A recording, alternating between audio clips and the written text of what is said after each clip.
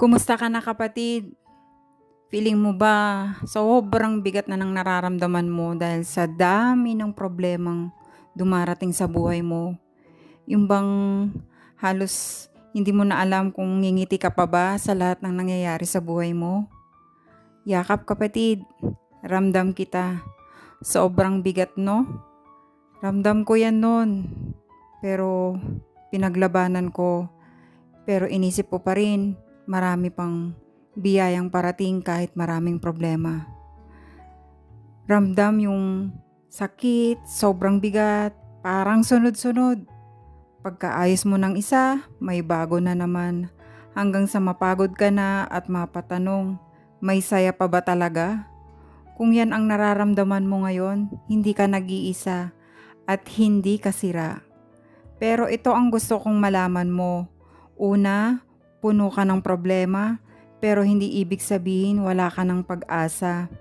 Ang problema parang ulan, minsan malakas, minsan matagal, pero kahit gaano katagal humihinto din yan. Hindi habang buhay umuulan.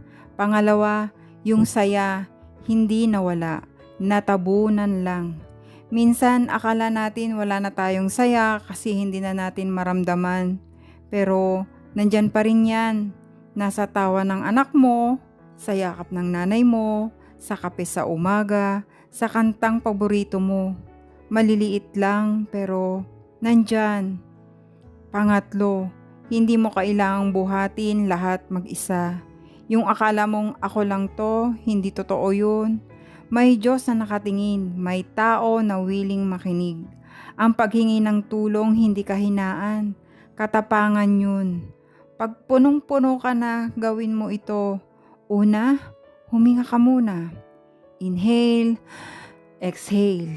Hindi mo kailangang ayusin lahat ngayon, isa lang muna.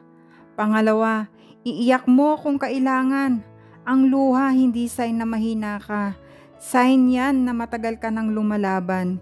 Ilabas mo para gumaan. Pangatlo, magpahinga ka. Hindi sumuko.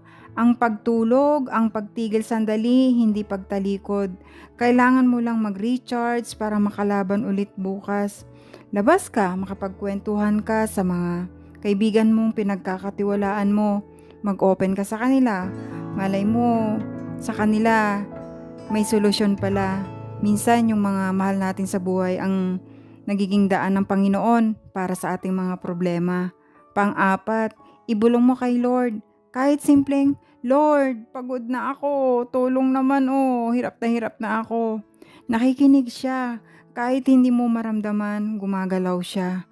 At huli, tandaan mo to, hindi ka pinapabayaan, pinatatatag ka lang ni Lord. Yung akala mong dulo na, minsan yun pala yung simula ng panibagong kwento mo. Hindi pa tapos ang buhay mo, hindi pa tapos si Lord sa'yo. Promise yan. Hanggat humihinga ka, may pag-asa. Hanggat lumalaban ka, bubuhatin ka niya. Sa mga araw na wala kang maramdamang saya, kumapit ka sa katotohanan. Mahal ka, importante ka, at lilipas din to. Ngayon, kung gusto mo, tanungin kita. Ano yung isang bagay na pinapasalamatan mo pa rin ngayon?